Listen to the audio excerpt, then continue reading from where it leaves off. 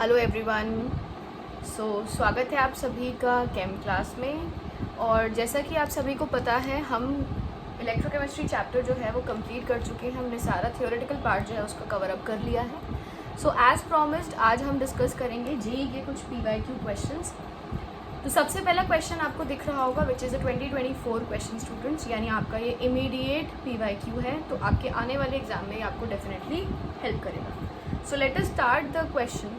Question ये कहता है कि हमें अमाउंट ऑफ इलेक्ट्रिसिटी निकालना है इन coulomb required for the oxidation of 1 mole of H2O2 O2।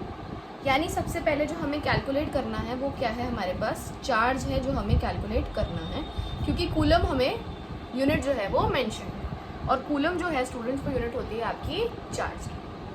अब यहाँ पर इलेक्ट्रिसिटी कैलकुलेट करनी है by the use of oxidation reaction. अब ऑक्सीडेशन किसका हो रहा है? ऑक्सीडेशन हो रहा है हमारे H2O का इनटू O2। तो सबसे पहले हम इस रिएक्शन को बैलेंस करते हैं। तो इस रिएक्शन के अंदर यहाँ पे 2 हाइड्रोजन एटम है। तो इस हाइड्रोजन एटम को बैलेंस करने के लिए आपके pass on the right hand side of the equation you will have H+ ion. ठीक है। अब इसमें क्या है कि यहाँ पर आप देखेंगे तो यहाँ पर एक ऑक्सीजन एटम है, यहाँ 2 ऑक्सीजन एटम है, तो यहाँ पे 2 आना चाहिए आपका। फिर उस 2 के साथ उस 2 फैक्टर के मल्टीप्लाई होते ही हाइड्रोजन जो है वो डबल अमाउंट हो जाएंगे, और यहाँ पर आ जाएगा आपका 4H+। अब इधर आपके पास +4 का चार्ज है, इधर आपके पास 0 चार्ज है, तो ऑब्वियसली इसको बैलेंस करने के लिए यहाँ पर आ जाएंगे स्टूडेंट्स 4 इलेक्ट्रॉन। तो ये हो गई आपकी ऑक्सीडेशन की रिएक्शन। अब इस ऑक्सीडेशन की रिएक्शन में हम यूज़ करेंगे अपना फैराडे का फर्स्ट लॉ, जो ये कहता है कि W जो होता है वो Z/I/T के बराबर होता है। और हम सभी को ये पता है कि I जो होता है that is charge upon time. तो I/T की जगह पे हम क्या लिख सकते हैं स्टूडेंट्स? हम लिख सकते हैं Q, जो हमें अपने क्वेश्चन में कैलकुलेट करना है। तो W can be written as Z your Q value. ठीक है। अब हम सभी को पता है Z क्या होता है। Z is basically your molecular weight, also called as the atomic weight, upon n factor multiplied by 96500, जिसमें n जो है वो हमारे पास क्या होता है, नंबर ऑफ इलेक्ट्रॉन्स होता है। ठीक है। अब यहाँ पर हम इसको लिख सकते हैं W upon Z will be equivalent to Q, जो हमें अपने चार्ज की वैल्यू को सॉल्व करके दे देगा। अब हमें क्या करना है, वेट जो है हमारे पास डिपॉजिटेड, यानी कि W की जो वैल्यू है वो क्या है हमारे लिए, जो गिवन है वो आपको गिवन है 1 मोल। मेंशन्ड है वो कि 1 मोल का है, तो वो आ जाएगा 1। अपॉन में क्या चलेगा स्टूडेंट्स, आपके पास सबसे पहले तो आपका एटॉमिक वेट आना चाहिए, जो आपका क्या है, हाइड्रोजन का है। ठीक है। हाइड्रोजन का वो एटॉमिक वेट आपका हो जाएगा 1। साथ में आप क्या लेंगे, इलेक्ट्रॉन्स को लेंगे।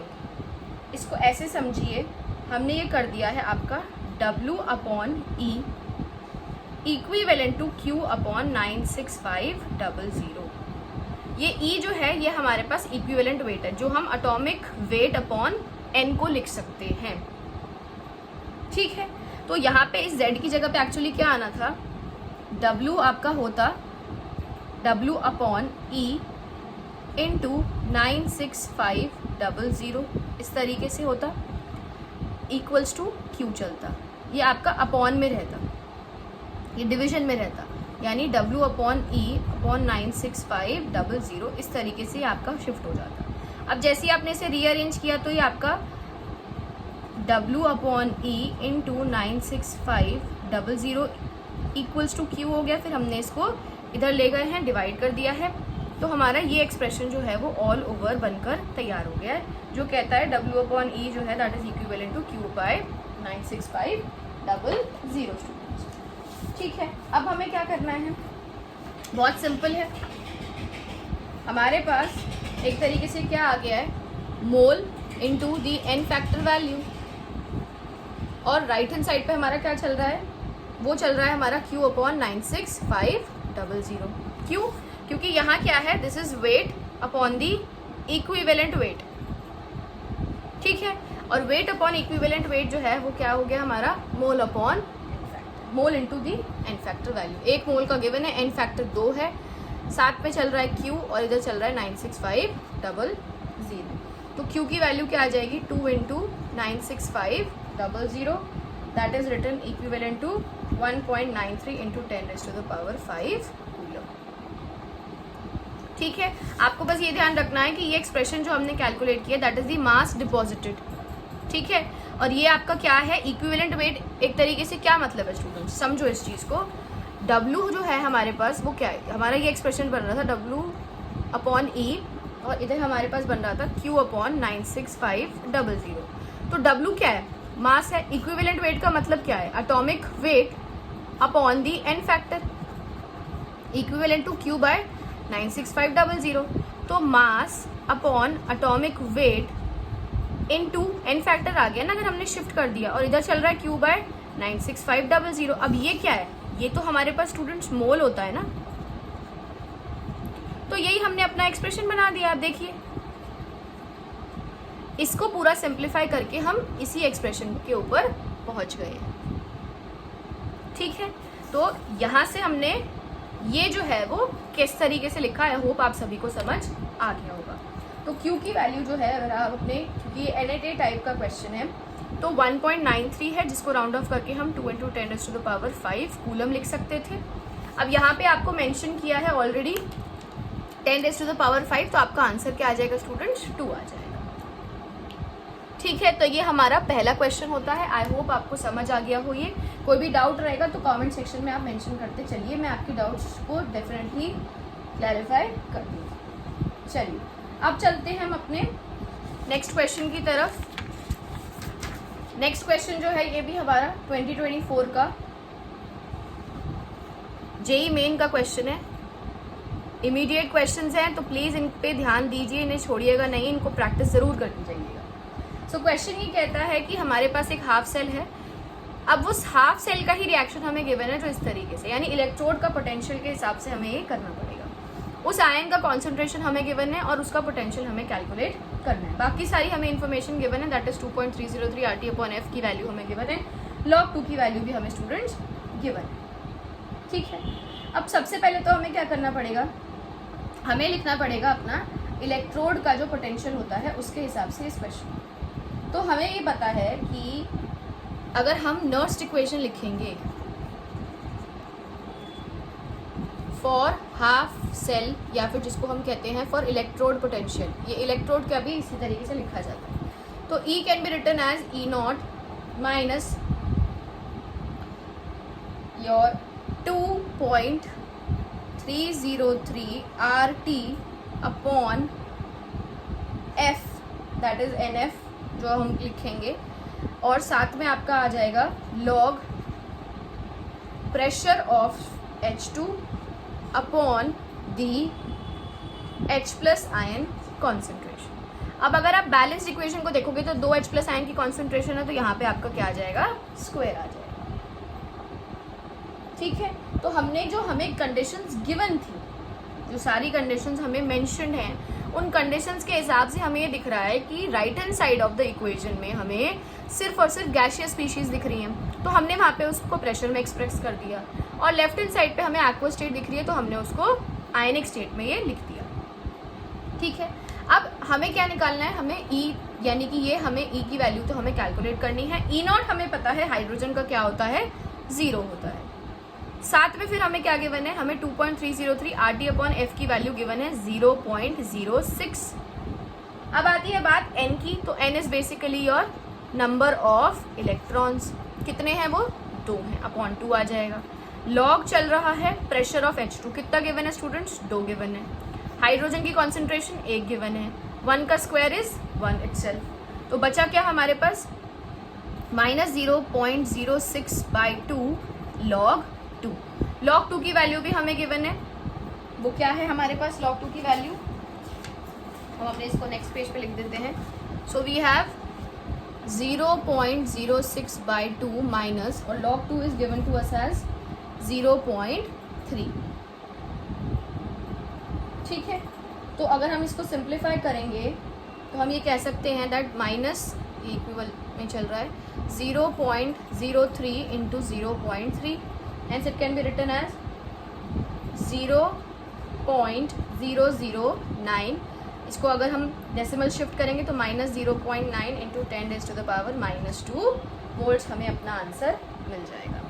अब क्वेश्चन में चलते हैं। क्वेश्चन में क्या बोला है? क्वेश्चन में हमें 10⁻⁻2 में एक्सप्रेस करना है।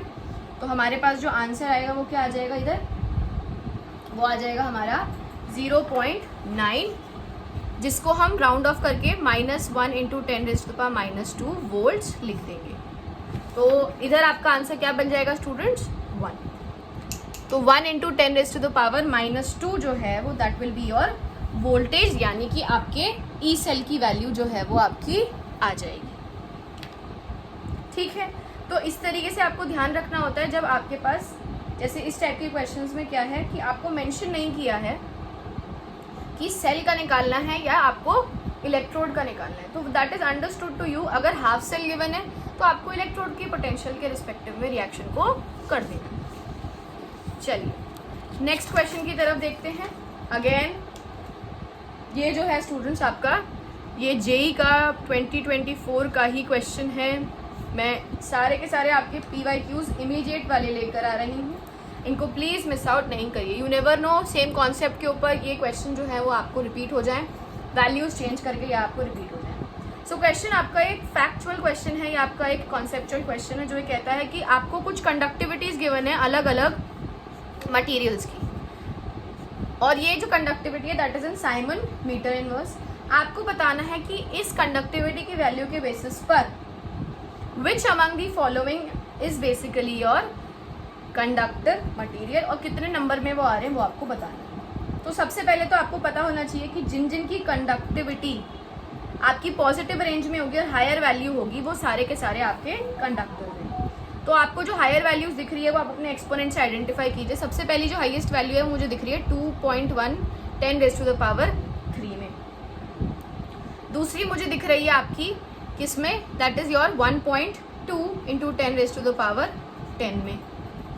फिर दिख रही है मुझे आपकी 3.91।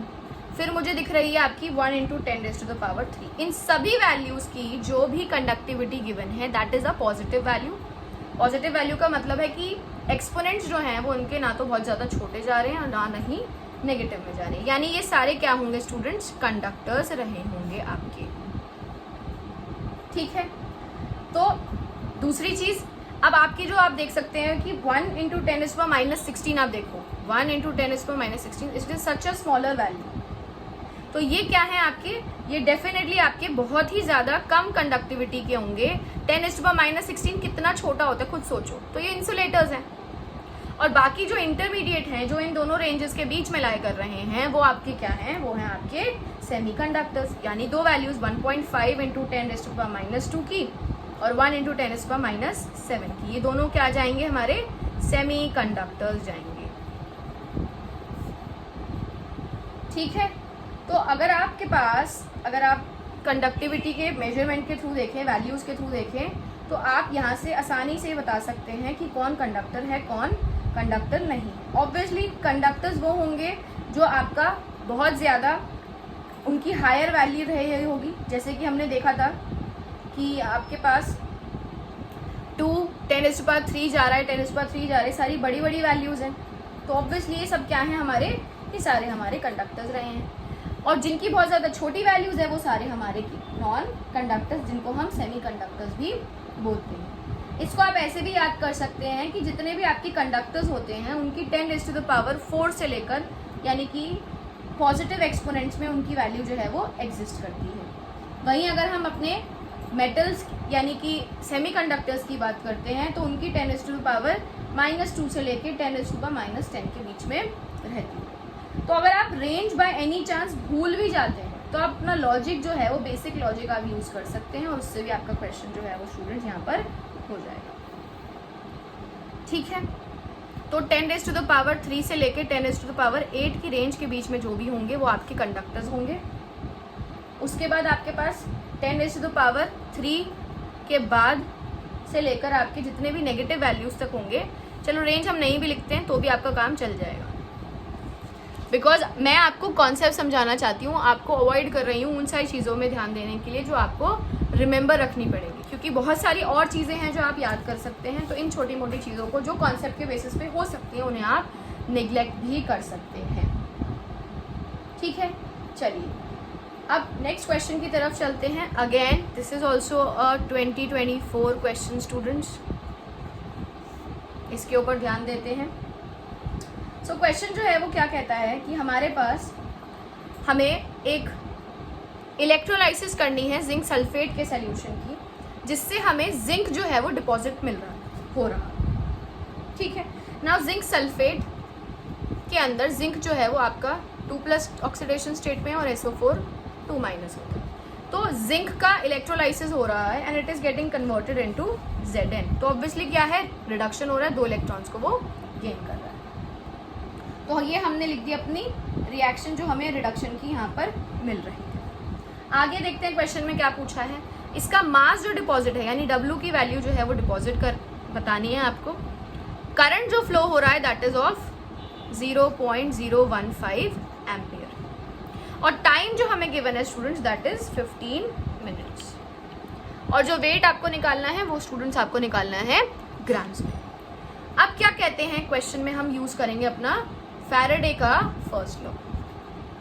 Very easy question, direct question है, हम डायरेक्ट फॉर्मूला इसके अंदर यूज करेंगे। तो हमें डायरेक्ट फॉर्मूला जो है वो ये कहता है W = Z × I × T होता है स्टूडेंट्स। अब टाइम जो है that should be in seconds, ये आप जरूर ध्यान रखिएगा, हमेशा ध्यान रखिएगा, इस टाइम को आपको सेकेंड्स में कन्वर्ट करना ही है।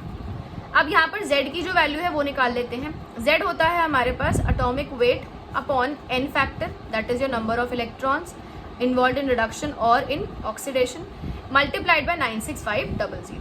एटॉमिक वेट हमें जिंक का गिवन है that is 65.4 upon n that is 2 electrons multiplied by 96500 into the value of current.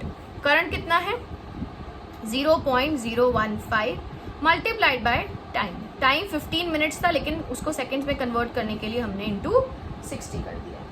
अब हम इसको रिड्यूस कर सकते हैं, एक 0 हमारा कैंसिल आउट हो जाएगा, बचेगा 65.4 into 0.015 into 15 into 6 upon 2 into 9650। ठीक है, अब इस सबको सिंप्लीफाई करेंगे तो सिंप्लीफाई करके हमें आंसर जो है वो कुछ अराउंड मिलेगा 45.75। ठीक है, और ये आपका किस में रहेगा इंटू 10⁻⁻4 चलेगा और ये आपका आएगा स्टूडेंट्स ग्राम्स में। अब अगर हम इसको ऑब्वियसली इसे थोड़ा सा अप्रॉक्सीमेट वैल्यू लिखेंगे तो हमें इसका आंसर जो मिल जाएगा वो मिल जाएगा 46 इंटू 10⁻⁻4 ग्राम्स। और हमें 10⁻⁻4 की रेंज में लिखना है तो हमारा आंसर जो हम यहाँ पे मेंशन करेंगे वो क्या होगा, दैट विल बी 46। तो यहाँ पे आपका आंसर ये आ जाएगा 46 इंटू 10⁻⁻4। तो ये डायरेक्ट क्या आप देख रहे हैं, डायरेक्ट फैराडे लॉ के ऊपर डायरेक्ट फॉर्मूला बेस्ड क्वेश्चन है। तो आप देख सकते हैं कि अगर फॉर्मूला आप ढंग से याद करके जाते हैं कुछ इलेक्ट्रोकेमिस्ट्री जैसे चैप्टर्स में या सॉल्यूशंस जैसे चैप्टर में, इनफैक्ट केमिकल काइनेटिक्स जब हम अभी पढ़ेंगे उसमें भी आप ये देखोगे कि ये सारे के सारे टॉपिक्स जो हैं फिजिकल केमिस्ट्री के मेजरली वो सारे फॉर्मूला बेस्ड हैं। कॉन्सेप्ट जो है वो डेफिनेटली लग रहा है बट कॉन्सेप्ट का वेटेज जो है वो ऐसे समझ सकते हैं कि अगर 10% आप फॉर्मूलाज लगा रहे हैं तो अराउंड 5% आपका कॉन्सेप्ट जो है वो लगता है, क्योंकि ट्रिकी क्वेश्चन जो हैं वो 1% या 2% जो है वो फिजिकल केमिस्ट्री के टॉपिक्स में स्टूडेंट्स बनते हैं। तो फॉर्मूला स्ट्रॉन्ग रखिए, उन्हें बार बार रिवाइज करते रहिए लिख लिख कर, ताकि आप न्यूमेरिकल्स को आसानी से परफॉर्म कर पाएंगे। अदरवाइज दूसरी इंपॉर्टेंट चीज़ जो फिजिकल केमिस्ट्री के लिए आप ध्यान में रखिए कि आप एरर्स यानी कैलकुलेशन के जो एरर्स हैं उनको आप अवॉइड कर सकें। तो आज के लिए हम इतना ही रखते हैं। आई होप ये क्वेश्चंस आपको समझ आ गए हों। कोई भी डाउट रहता है, क्वेरी रहती है, कमेंट सेक्शन में उसको मेंशन करते चलिए स्टूडेंट्स। अगर आपको वीडियो पसंद आया हो तो एक लाइक कीजिए, सब्सक्राइब कीजिए चैनल को। Thank you and keep learning students.